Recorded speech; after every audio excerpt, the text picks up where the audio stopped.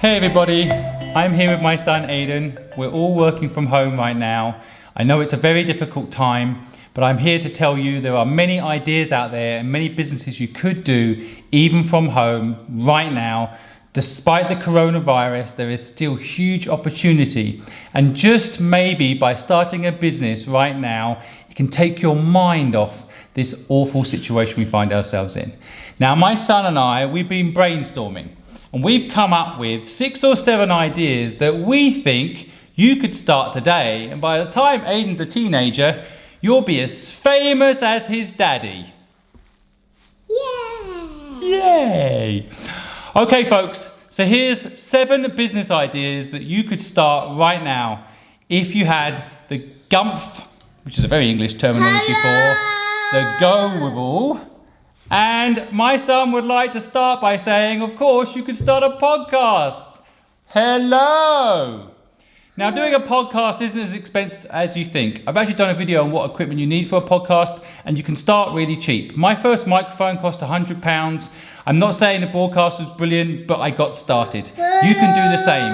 If you've got something interesting to share, you might be surprised just how many people out there are willing to listen.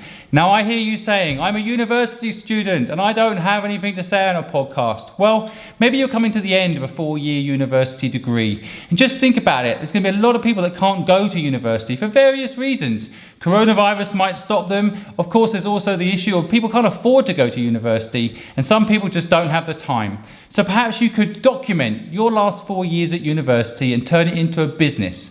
A download for those that can't afford to go, and a download for those that won't be able to go.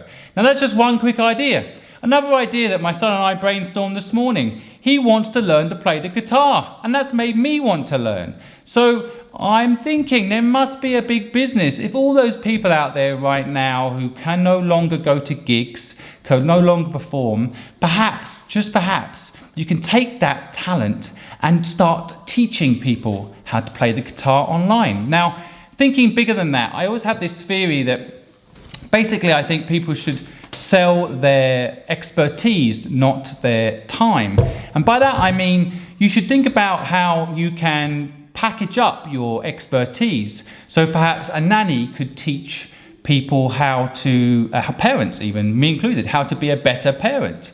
You can package up your expertise and sell it on. So the big idea I actually have around performance related folks is perhaps there's an opportunity to create a subscription model. Right now there's a lot of people out there that have talent to play a guitar, and there's lots of people out there might like to learn. So perhaps you can build a platform and bring all those talented artists onto it and then connect the two.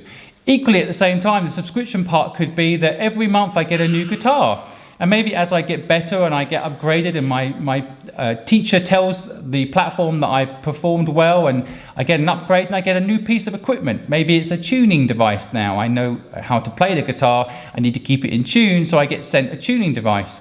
Maybe, and I'm not an instrument player myself, hence I think this is a good idea, maybe you start educating me on better equipment as I get better at what I'm doing, and it incentivizes me. So there's just one idea. So the second idea, I'm going to call it a subscription-based music learning platform. So that's another thing that anybody out there who's thinking of starting a business could think about as an idea, particularly if you have an understanding of how the artistic gig world works right now, or have a community you can rally around the idea, and suddenly everybody that's out of work because they can't go to venues right now and perform might well have an online one-on-one tuition opportunity all the way through to being part of a bigger platform that might make money in the long term. And so that's my second idea. The third idea my son and I were talking about today. Since being at home and he hasn't been able to go to his wonderful Wooden Tots nursery and he hasn't been able to get out and see his friends so much, he's been connecting a lot through different schools doing short online 1-hour entertainment programs. Now I think there's a big opportunity to do something much bigger in this space. I'm going to call this idea a kind of online nanny. So perhaps a lot of parents right now, I know for sure, are struggling to work at home and look after their children. Even myself, I'm trying to do this video right now, and I'm also looking after my son. So he's helping me by playing around with the tuner for the podcast tonight. So I've got him involved in my work. But it would be really useful to have a service where, when I know I've got no choice but to focus on one particular thing, I'm quite lucky, I'm in the entertainment communication business, so I can include him in my communications, but not everybody can do that. If you're a lawyer, for example, you might have a very serious phone call about a very serious case. You can't necessarily have your children involved in that phone call. So there's an opportunity, I think, for someone to create a global nanny connecting platform. So this platform, in my mind, would allow anyone to perhaps have their children entertained all day by someone virtually, all the way through to having like a 20-minute slot or a half an hour slot or a 45-minute slot when the parents have to have an important meeting, and that could fill the gap for them. So I see something huge there, a huge opportunity for someone there. So that's the third idea for you guys to think about that I'm throwing out there. I think there's also an interesting, and this starts to get a little bit more technical, but there's an interesting thing where people want to get back to normal life. I know a lot of people wish they could have the services they had before, and now are very grateful for things like their cleaner that used to come to their house and take care of their house. Equally, I know a lot of people who are in the cleaning business who are really suffering right now. They can't go back to work. They need to earn income. They need to get a job. They need to have some sort of revenue stream. So what if someone invented a hazard suit? And now there are domestic, I'm going to call hospital grade hazard suits, but I think there's a market for something a little bit more down to earth, something that people could wear and then go to someone's house and do some work and earn some money. If you could come up with that product, you could source something along those lines, it may help people, especially when the pandemic starts to become less serious, get back into the normal routine of going and doing their day-to-day job. And that means, unfortunately, for a lot of people, connecting to another human being. So if you can create something that allows people to at least go to someone's house and feel protected and do their job, I think you could be onto a winner. Now, I didn't say these ideas were easy. I said there were ideas that could be good during this difficult time. No business is easy. Every idea is easy to say, and every idea is difficult to execute. I know that myself. I've started 17 businesses from scratch, and I've invested in over 60. So I'm not throwing these ideas out there lightly. I know there's a lot of work involved. So my son and I were also brainstorming, and again, he's my inspiration for a lot of things these days, but we were talking about his enjoyment right now of calling people. He just likes to call his friends, his aunties, his uncles, his nephews, his nieces, and he likes to chat to them. So of course that means he's holding my very expensive iPhone and throwing it around, and I frankly worry about it. And he has accidentally pressed the email button a few times and sent some important contacts of mine some strange messages. Now people understand it's all fine. But the point I'm trying to make here is I think there's an opportunity to create a kids version conference system. Something where kids can press buttons and get used to those buttons and know who they're calling and get their friends on board.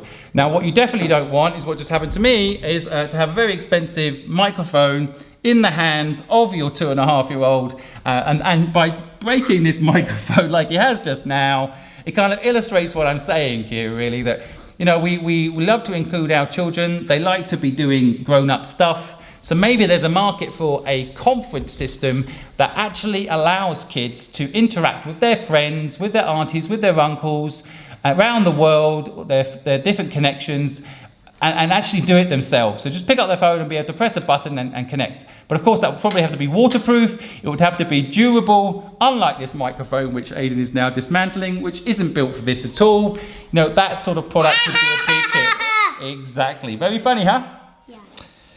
So I also think there's an opportunity to do things around fitness. Now there's a lot of people doing stuff right now around fitness, but I do see that there's a whole slew of additional opportunities.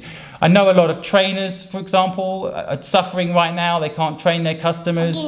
So I think there's an opportunity to push out online in that space. Now again, there are people doing it, but I think a lot of people on a small level, the small business owner, could also do it.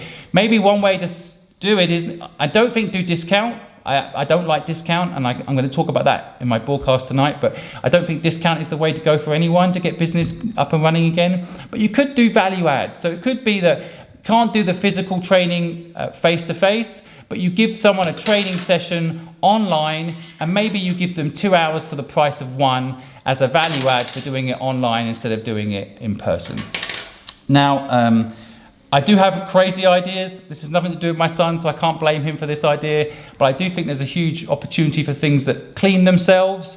So I was living in Hong Kong during the SARS virus, which was an absolute nightmare in 2003. It had some similarities to the nightmare we're all facing today. Hong Kong had 4 or 5 months where every single business just stopped. No one spent any money, no one did anything. I had a very big business in Hong Kong at that time. It was a difficult moment. But I mention all of this because one thing I noticed during that time is that there was a serious system for cleaning every single door handle, every single lift button. And so I think there's going to be, from now to the end of time, a need for every single door handle and every single button and every single city to be cleaned regularly. So if you could come up with a self-cleaning button, and I just, again, caveat, this is my idea. I cannot blame my son for this idea. It's totally my idea. And so I think there's an opportunity, if you can come up with devices and materials that self-clean, you'll be onto a winner. Now, there's my 6, 7 ideas for you, free. Now go away and make them happen, folks, and let me know how you get on. In the meantime, I've got to go and help my son fix my podcast equipment. Thanks, Aidan. Say bye. Bye. Say bye-bye, everybody. Thanks for listening. Bye.